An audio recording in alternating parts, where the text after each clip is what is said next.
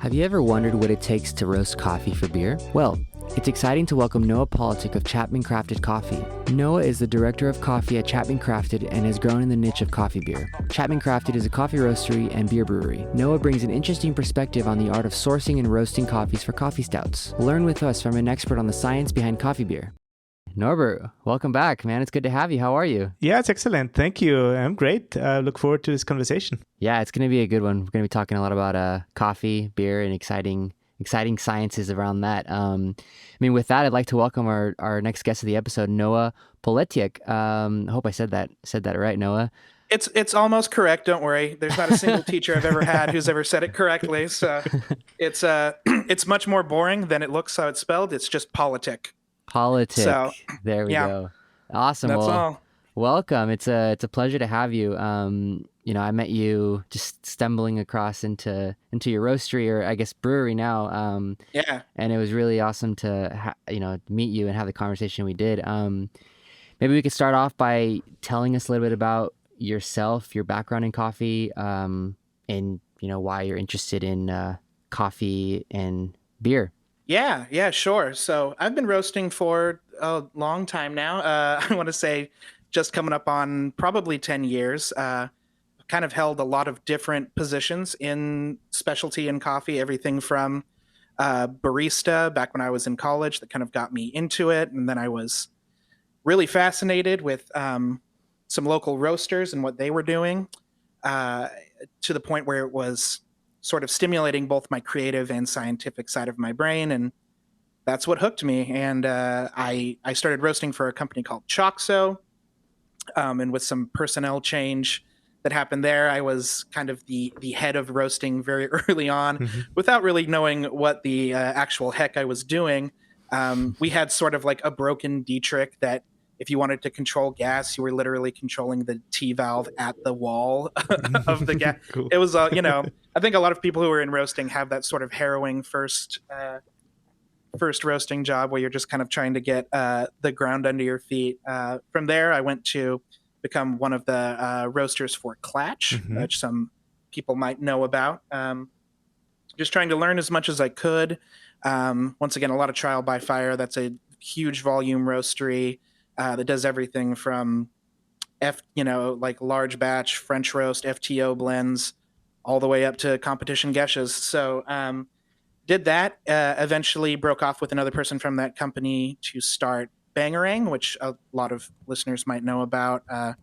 We tended to be liked by the coffee industry, but we were a very small company. All money came out of our pockets. There was no other.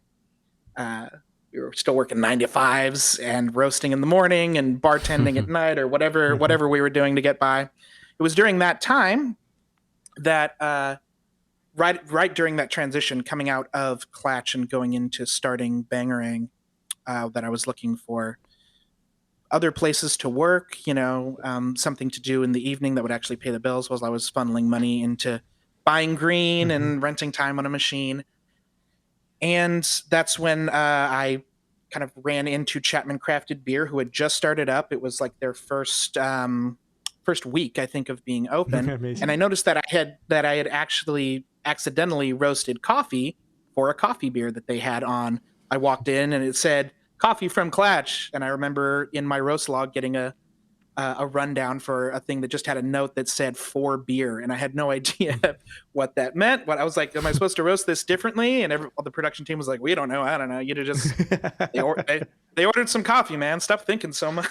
So so what that turned into was like maybe a 2-hour conversation about what is coffee trying to do in beer. And I love coffee beer. I loved it then. I love it even more now that I know more about it and I'm able to seek out sort of what I like in it. And it's just one of those marriages of specialty beverages that seems to have, stood the test of time and will probably keep going. People love it, and they love it for a lot of different reasons. And the flavor application of what coffee can do for beer can be pretty varied. So yeah, it was after that conversation that I kind of sat down and thought, well, what are things that I really dislike about coffee beer? Things that I think I look at the flavor and I go, oh, that's a miss. And I understand from the coffee side why, and what I could do with my small part on the roasting side to help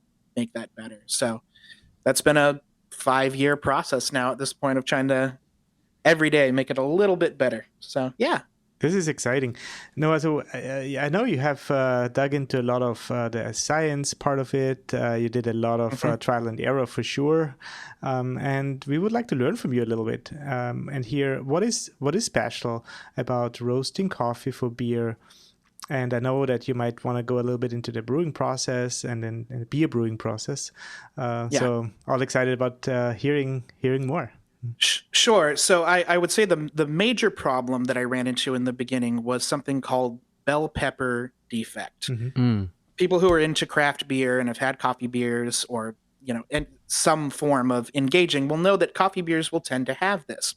Not all of them, but some of them, where you're drinking this nice chocolatey, rich coffee stout, let's say, and you're just hit with the aromatics or the taste of fresh cut bell pepper, which... It's not like bell pepper is a bad flavor in an isolated box, but when I'm enjoying what is essentially a liquid German chocolate cake worth of calories, it's very desserty. The idea that there's like fresh cut salsa in it is very off-putting. Right. So for a long, and if you're the sort of person who likes salsa with your German chocolate cake, I'm not here to judge you, but this, this will be my personal journey. Now, people who are in coffee, you and I, as we're talking here, Norbert, we might say if we're tasting bell pepper on the cupping table, there's a couple things that it could be. Could be that this is a coffee that's rich in chlorogenic acid, CGAs, or dimethyl sulfide, if we're talking about tomato flavor, right? It could be rich in that, and maybe the coffee just has like a low development. We haven't gotten through those vegetable tastes. People who know me, I personally love vegetable-y tasting coffees. I love a minestrone. Love a minestrone shot more than most people. But we can pick that out. Or mayhaps it is a Sumatran, like a nice wet hold Sumatran that has those kind of earthy, tobacco-y, and sometimes just robust bell pepper flavors. So here was the confluence of problems. Is we had a lot of people that were like, well, you just don't roast light. And then you don't have to worry about vegetable tasting flavors. You and I both know that you can get a dark roast that has not had a proper time to sit and develop after first crack. Like there's just not enough time for heat to touch the inside of that bean in between the time when it's starting to open up and you finally get the exterior to be dark. We see it a lot in dark roasts where the outside is charred, the inside still looking a little fresh. So you had a lot of roasters because to be perfectly honest, there's not a huge amount of money to be made usually from roasting for coffee beers, unless you're locked into a company that has, one of their 5 pillar beers is a coffee beer. They're cranking it out like every couple months. They're rebrewing it. A lot of times it just fell to the wayside because there was no real communication with the brewer. The two sciences didn't really understand each other. How are you brewing the beer? How are you roasting the coffee? And at the end of the day, if it was just going to be an adjunct at the end where it's like, I kind of just want the coffee to create liquid smoke flavor inside my chocolatey stout, then there's no reason to have that conversation. And there's no reason to try and figure out, it must just be light roasts. We can just do dark roast and get rid of it, even though you can have plenty of coffee beers that have, we have a French roast in here and you'll still get that flavor. So all of these things together, knowing that I wasn't just going to dump, a Sumatra the way that we would put it into an espresso blend to get body. I'm not just going to give them a Sumatra because they're like, maybe that's what they would want. It's like cold brew, maybe because you're cold brewing in a beer. Yeah. It's one of these things that you're having a conversation with yourself and you're not having it with the people you're collaborating with, which is in my mind what it should be. It should be two minds coming together to make a fun beverage for people. So I said to myself, what if I could develop the coffee but by develop, this is going to get sticky, right? What are we talking about? Technically the coffee's always developing. If you read some Hoos, you'll know that, but I'm specifically talking about the time after first crack, that on Cropster itself would be the DTR, the development time ratio. Mm-hmm. The amount of time that I'm spending there, I said, could I develop it so long that the idea of any part of this not being developed or touched by heat would be like erased from my psyche. And I had to think about the fact that I was brewing, like we know how to brew with water, right? Like, you know, the worst specialty coffee company is very adept at knowing how to brew with water, hitting the TDS with water, parts per million, all that fun. But a coffee beer, we're brewing in beer.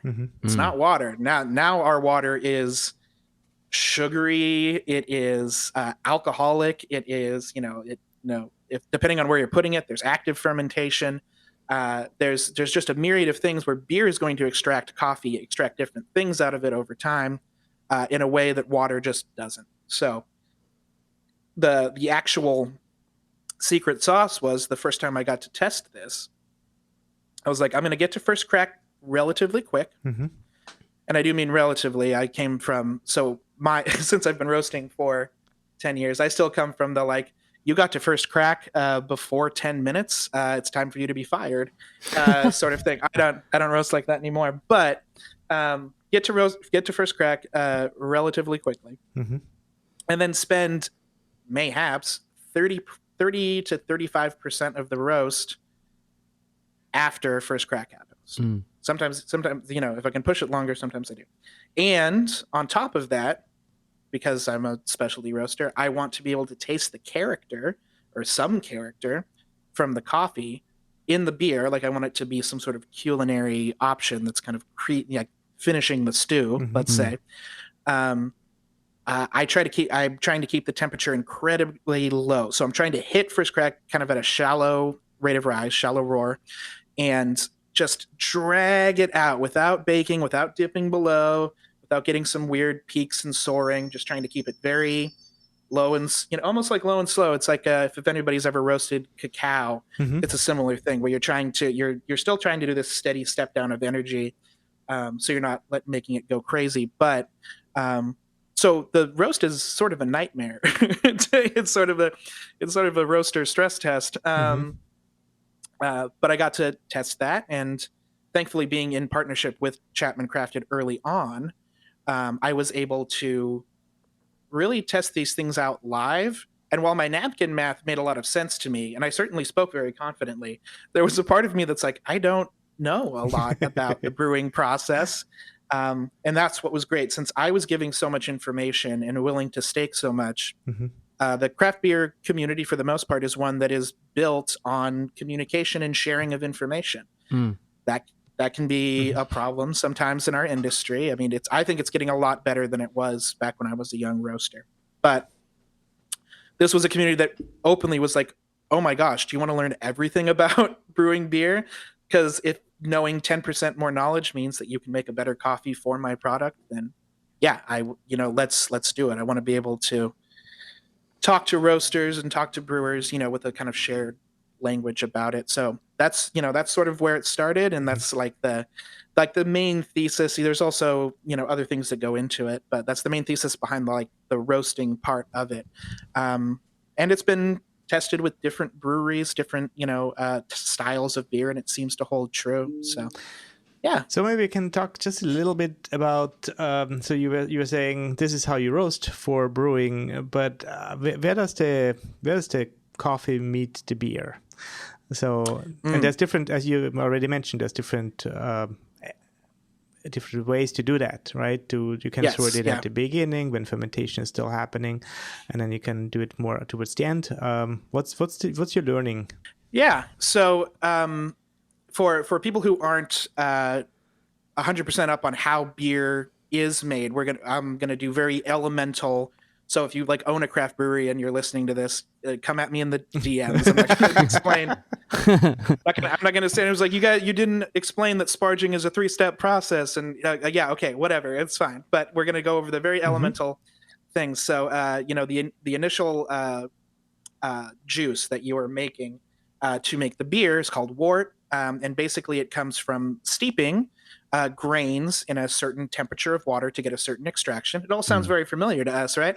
And you're getting this very sugary, like incredibly sweet, sugary cereal tasting liquid that gets pulled out of the first vessel, which is called the mash tun, and then pulled over into a second vessel, which is the kettle.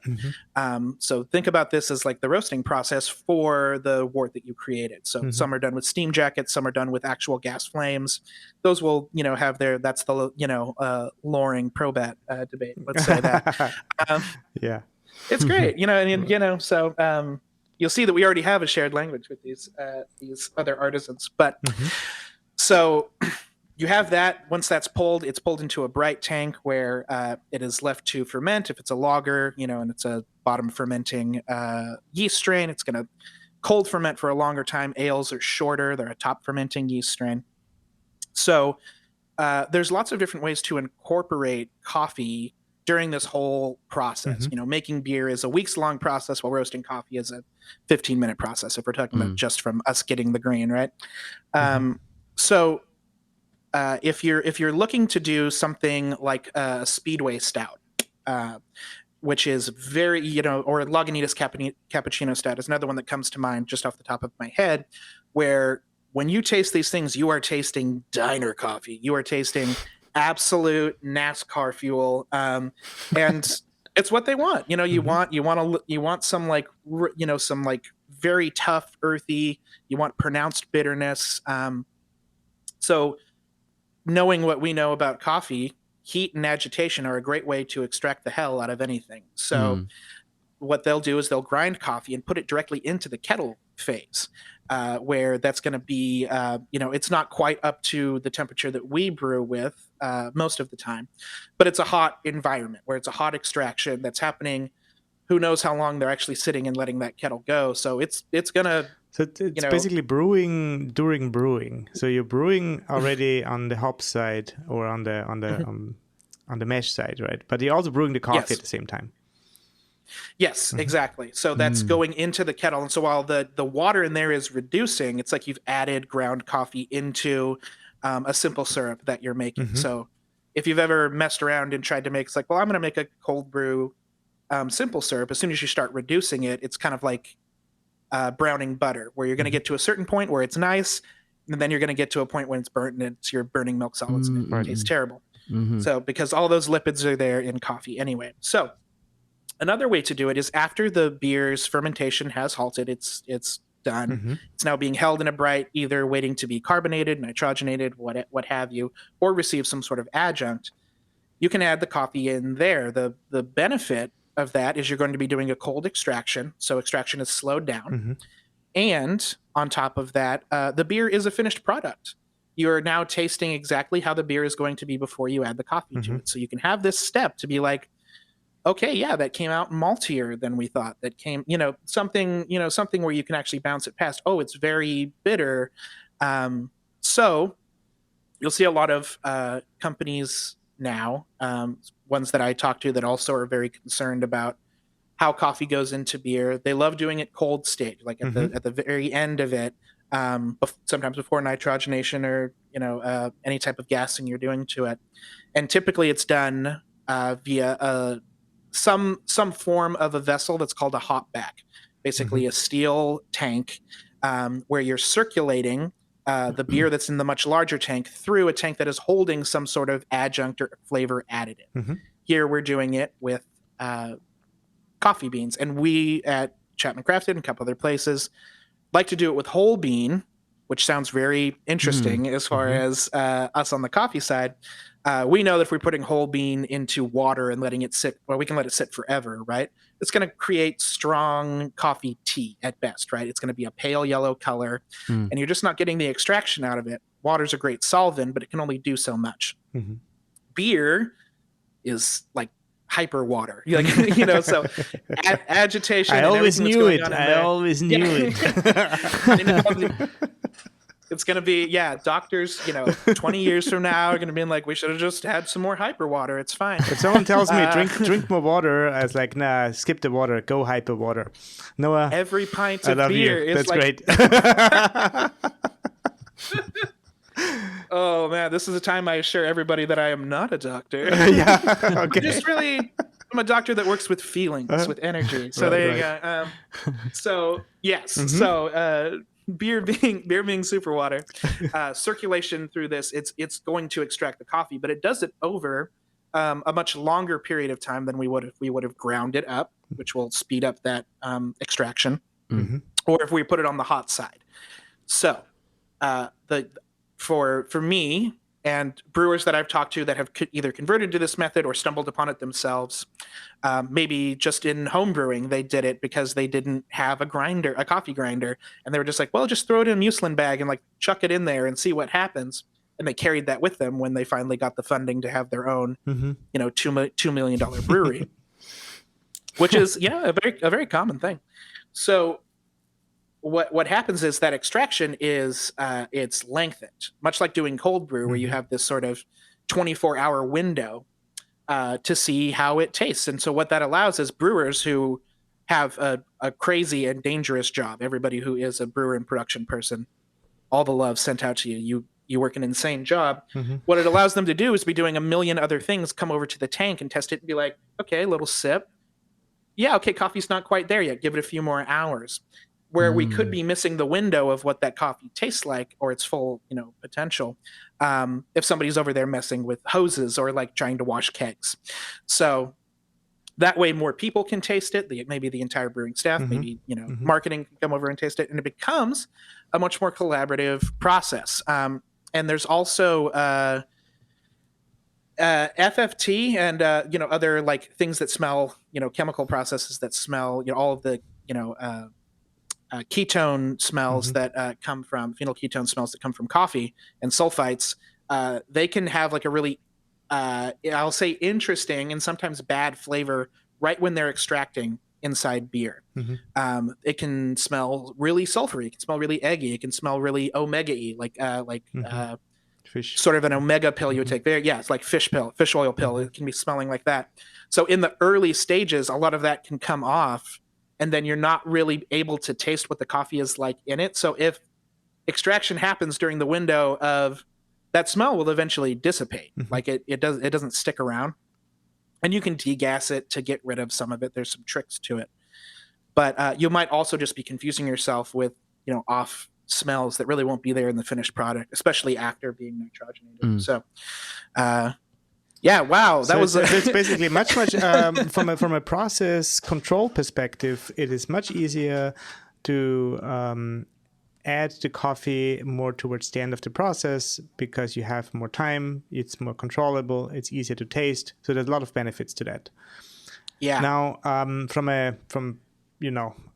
Norbert, and I have my own coffee brewing equipment at home, and well, you talk about finished beer, so why not me doing my own coffee beer at home, opening that bottle of Pilsner and pouring it over my grounds on the V60? What's your take on that?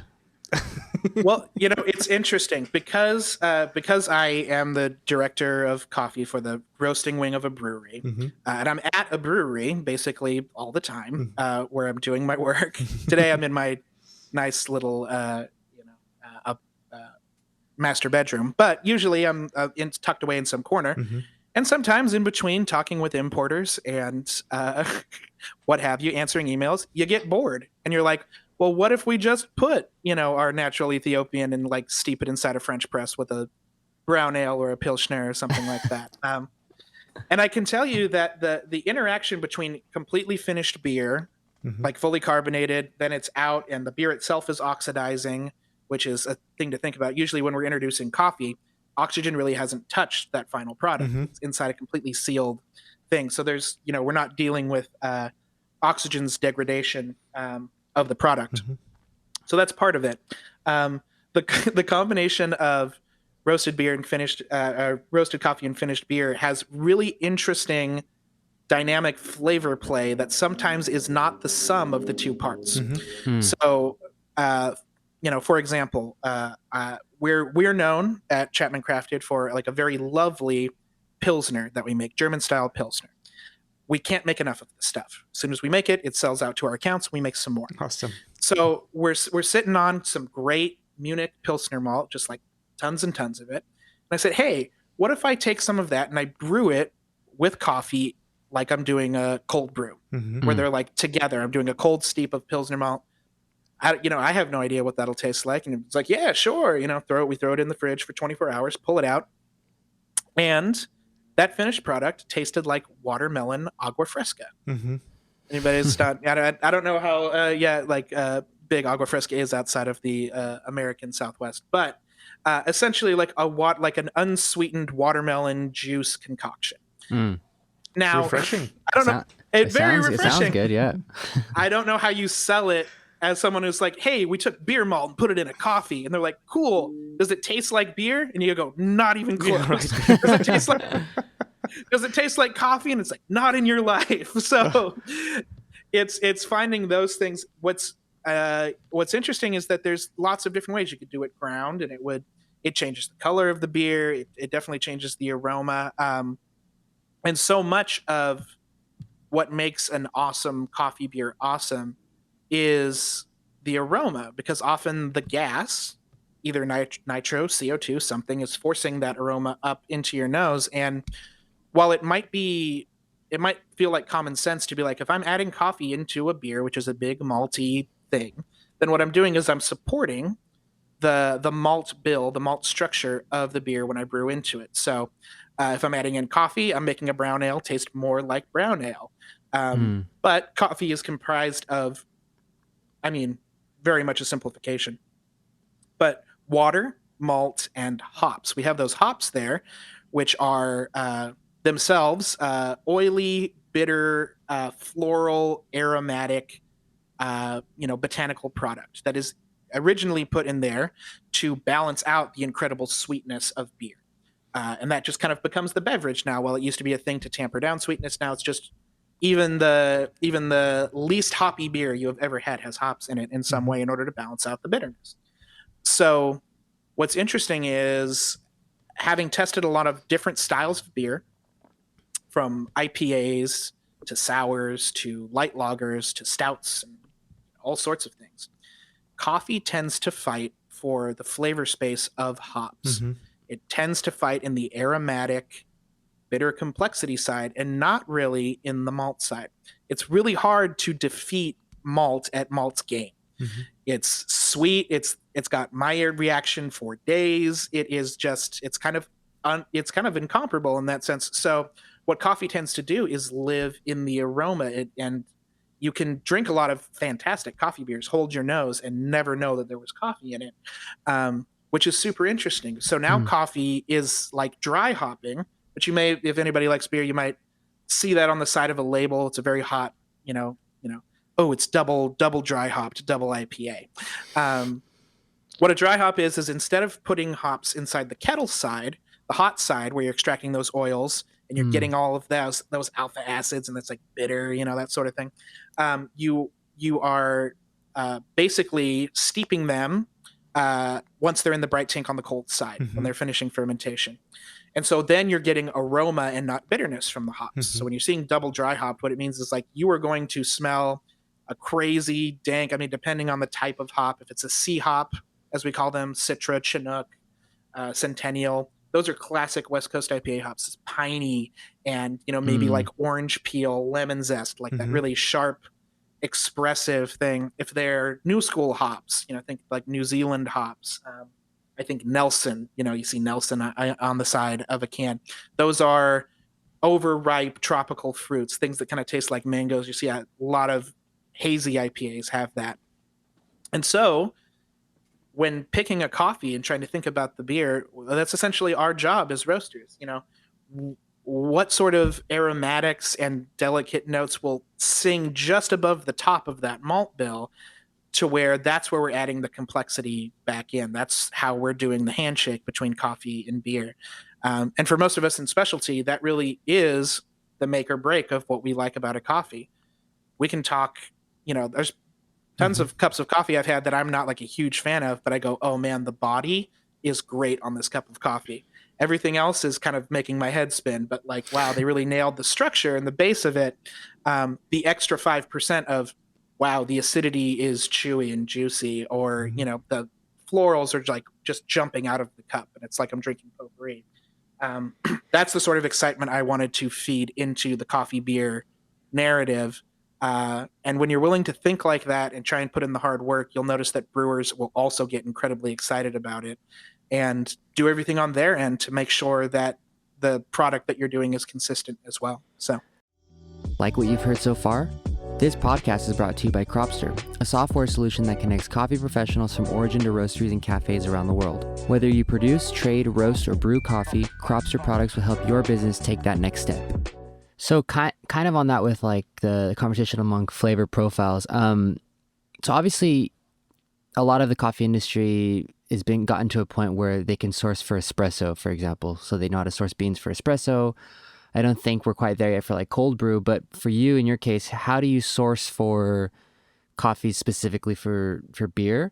Obviously there's a certain chemical and physical structure you go for so that you can roast the coffee properly, but in terms of flavor, I mean, what's your sourcing? What are your sourcing practices for like? Because I would imagine as well, like, I mean, maybe correct me if I'm wrong too, but I feel like a very fermenty coffee wouldn't be ideal. I mean, because then you'd get like crazy fermentation notes in the end product. this is, it's a very interesting question because once again, we're very trained to be able to cup coffee for water. And I want to be clear that if I take one of these beer roasts and I try and brew it with water, it essentially tastes like almonds and paper. Like it almost tastes like nothing because I have developed the ever living hell out of it. Like that's the intention.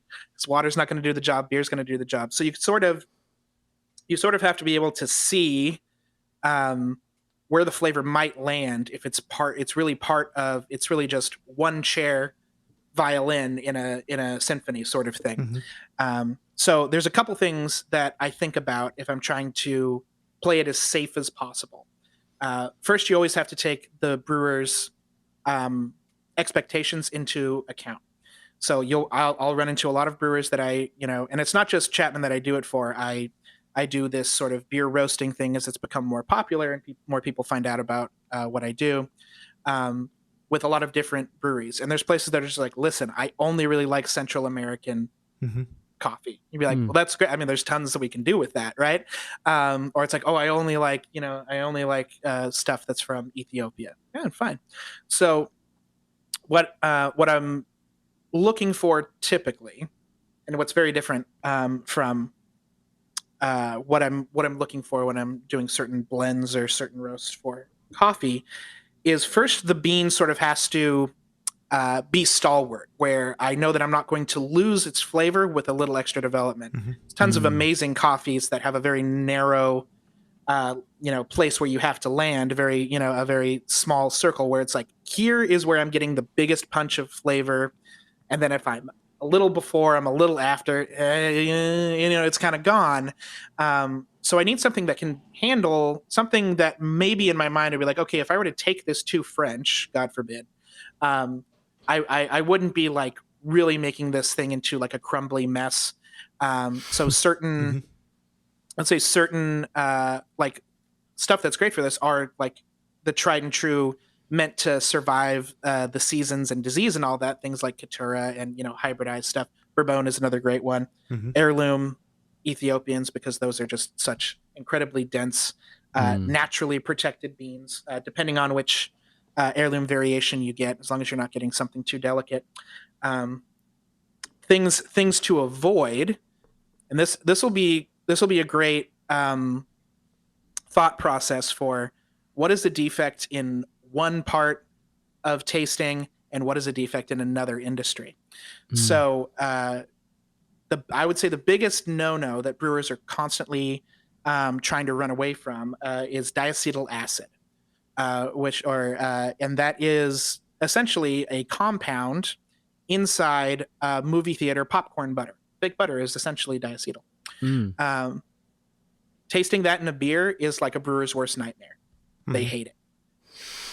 We love buttery tasting coffee is great. Like it's a great, that in a medium roast, good Lord. Yeah. More of it. So I'm really not trying to pick something that has like an overly fatty thing on the tongue because it will freak brewers out. And to the drinking public, it might be the one defect that they actually know about. much like us, when we're like, oh my gosh, I can't believe there's this defect in, and it might be like very, very obvious to us. Somebody who's drinking at your shop is like, wow, this drip is fantastic. So knowing that some of the buying culture in beer would know about diacetyl, they would, and it's very pronounced and strong. If you have the nose for it, you crack it open, you go, it smells like the floor of a movie theater. So there's that. How do you know, Noah? Listen, we've all been young, sneaking into our horror films. That's right. We're not supposed to. Just kind of, I'm like working on it. I was like, shh, I'm like at people's Converse, shushing them, like, don't tell my mom. Trying to see H2O. Yeah. Anyway, so, but yes, it's a very strong. If you have the nose for it, if you have the sense memory for it, you're just like, I can't get away from it. It can ruin a beverage. So, having that in mind, knowing that I'm trying to avoid anything that might elicit that inside the beer. Secondly, is DMS. Dimethyl sulfide is probably the second.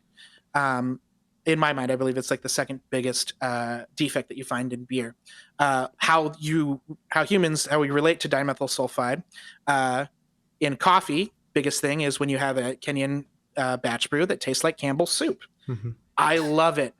I love tomatoey Kenyas, and everybody online can come yell at me, but I love those things. There's a time and place for it. But yeah, so sun-dried tomato, creamed corn, sometimes shellfish. This is the human brain is fascinating. That these are, depending on what your sense memory is, these are the things that jump out. So I'm typically not looking for a specific type of Kenyan to go into those beers as well, because that will elicit that sort of sun-dried tomato thing, and it will taste like a DMS defect, which is a fermentation defect in beer. So there is a much bigger pantheon of what these defects are. Those are kind of like the few. So I have to constantly have that in my brain.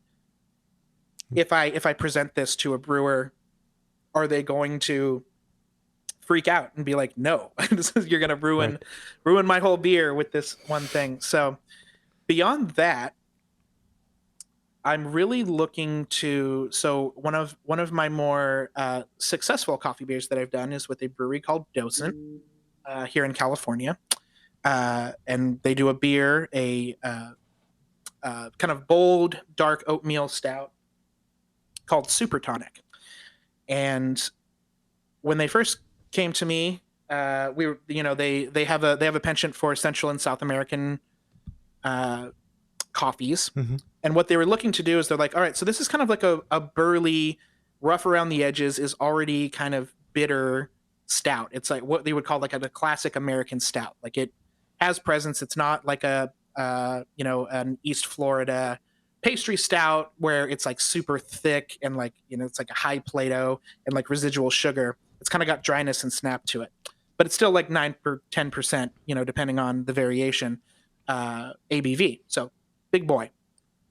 Like what we want the coffee to do is to take that malt bill and tame it and make the sweetness and complexity interesting. We want that dark cacao to turn to prune and caramel and all the fun things that make our mouth water. So basically you get the best of both worlds. And I was like, great, here is a coffee beer that it really is a high five between myself and the brewers. So then I go to work, and we're never buying the same lot for it, because it's not like I can buy a container or a full pallet of the coffee and have it sitting around for each time they brew. It's typically brewed during award season. We were fortunate enough last year to win gold for coffee beer at GABF, awesome. Great American Beer Festival. So that was a great proof of concept. But the first time I ever did this spiel, as I'm kind of doing to you when I went to their brewery, they pulled that stout the first time that we did it into a crowler, which is a can growler. It's like you pour it off a tap and then you seal it, and they shoved it in the back of a fridge. So it's not even an ideal. So it kind of has oxidation happening. And the second year that we came to do it, they were like, okay. And they pulled out the crowler from the last year, and they're like, we'll see if all of that talk actually means something. And I was, internally sweating bullets, because I'd never had such an intense stress test done on this theory before about elongating development and lowering temperature. So I was like, oh, sure, it's going to be fine. It's like, no data to support it. I was just like, yeah, I mean, it's like, yeah, crack it open. It's fine. And they poured it for me and my business partner at the time. And they were like, well, damned if it doesn't taste better than when we first poured it for ourselves. So then I was like, okay, I can actually start going down this road more. But it really was about trying to make sure that you had the right flavor for the right beer at the right time. We have a beer that's a lighter base called Slow Riser, really light red ale on nitro, and the malt base basically tastes like nothing. It tastes slightly sweet, and what the idea was is that the beer's not really complete until the coffee is in there, and then it smells like coffee because it's a nitro beer. It forces more of the gases up as it cascades down the glass, and now we have this light beer where I'm typically using a washed Ethiopian in it, a very floral washed Ethiopian, to add this sort of like strawberry and flower sweetness to the top of this coffee. That it's funny, you'll see people be like, oh, I'll take the coffee beer. And in their minds, they might be thinking about that darker, roastier thing. They get it and they're like, oh, that's pretty light. We're like, yeah, we really want you to think about it like it's your cup of morning blend. Maybe a little cream and sugar added to it, but really it should be sort of lively and kind of bright on the palate. And you'll find people just get addicted to it. Like we actually serve it in a giant glass coffee mug. So it elicits even more of the, the trained response. But yeah, it kind of tastes like having like a small cappuccino with like a lighter, zippier sort of Nordic roast in it. And it's a lot of fun, and being able to train beer lovers to love the complexity of coffee kind of in this backdoor route is really exciting to me, because I'm constantly trying to think about, I mean, for lack of a better term, I'm constantly trying to figure out how to trick people into like getting into specialty coffee. I live in Orange County where, there's a lot of different ways to do it, I'm sure. But I'm constantly trying to trick beer people into like trying specialty for the first time. And then they love it because they already have the vocabulary of trying different things with broader flavor notes, stuff that's more experimental. Now they see that they can do it in coffee, and they become instant fans. It's how do you get them in the door? How do you do that initial sell?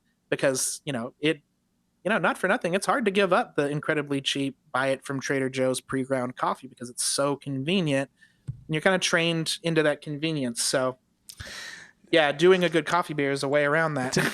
Yeah, I mean, to me, this is really, really interesting. I was just sitting here the whole time thinking, well, there's such a depth of information, of really going I would say the extra 10 miles towards the products, being very intentional of what you are trying to do. So this is not just about adding a coffee flavor to a beer and then call it a coffee beer. So this is something way beyond that. And I think all you have described is really completing the specialty, or it shouts like, hey, this is the specialty scene. We're trying something special.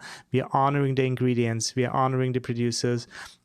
We're not just serving a certain market or doing something. And I like your stories, of course, where you try things. I mean, that's always interesting to hear. And I think that's part of the process, to play, to be open, to get all the flavors in, and maybe also question a little bit the traditional thinking.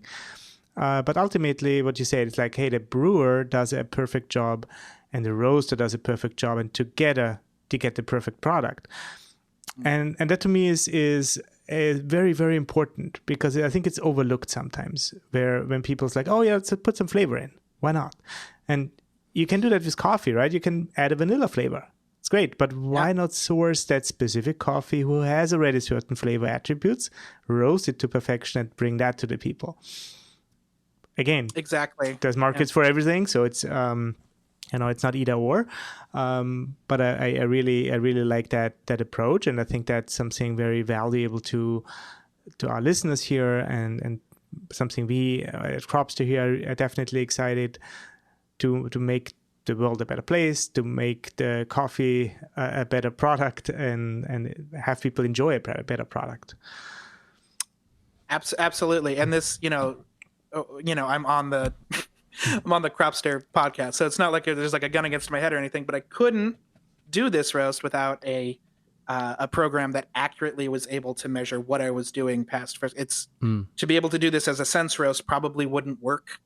And on certain roasting machines that don't, I roast on a Probat P12 P2 Probatino, something without very finite like go-kart controls. I wouldn't be able to do it as well. So having, that's really a big part of it. But you're absolutely right. Like the more that I invest my time and thought into the theory on it, and then present that to the brewing partners that I work with, you'll notice how excited they get when you want to speak their language, because technically we're all doing food science in some way, right. But we're talking about it with different vocab words. We were taught different vocab words. Half of brewing is still in German. We talk about lautering and sparging, and it's like, why can't you just say letting something sit and hitting it with water? And they're like, no, don't do the Reinheitsgebot like that. So I love being able to come along and collab and actually learn something that then teaches me about roasting, just the process of kind of chasing the dragon, as it were, on this type of roasting has taught me a bunch of things about when to break the rules, when not to break the rules, when it comes to roasting, when you can bet on how your machine and how your bean will work. I find it incredibly freeing, and just one of the myriad of things that keeps me trapped. So inside this industry is because I just find it infinitely sort of fulfilling and interesting. And if you can have this conversation in a less long-winded form that I'm allowed to do here, customers get so excited. The idea that there's just these two worlds of thought coming together, trying to figure out this puzzle and trying to make sure there's the least amount of darkness in the room while you're doing it. So it's very fun. Well, this is what I mean. Your model or what you're doing interests me as well, just because recently I had a conversation with a buddy, and we kind of came to the agreement that until recently, the specialty sector, I feel like, of coffee hit like a kind of like a plateau of like innovation and taking like our beverage to the next level. And I think there's companies now that are changing that. But in your case with using coffee, putting into beer, it's just, I think it's gonna just elevate what the specialty beverage is and reach a whole new audience that we weren't reaching before. So yeah, it's fascinating what you're doing. And man, thanks a lot for sharing your knowledge and your thoughts on here. I'm sure a lot of people are going to get just as stoked as we are now and learning from you on what you're doing. Well, that's great. I mean, that's all I can hope for, The knowledge is only good if I can vomit it out so other people can use it. Fantastic. I'm definitely not trying to do anything proprietary here. If you're a roaster here and you want more details, like you work with a local brewery, you want to be able to roast better coffee, DM me. All of my homework is available for everybody. So. Oh, that's wonderful. Thank you, Noah. Thank you for sharing all your insights. It was a really very insightful, very deep, but also very enjoyable recording, I think. So I had a lot of fun. Same here. It's been fantastic. Thank you, guys. Thank you. Thanks for listening to this episode of the Coffee and Technology Podcast, brought to you by Cropster. If you enjoyed what you heard, please subscribe or give us a follow on any of our channels to always get the latest episode. If you're interested in more educational content on all things coffee and tech, be sure to head to cropster.com/learn or visit our YouTube channel. Cheers to more coffee.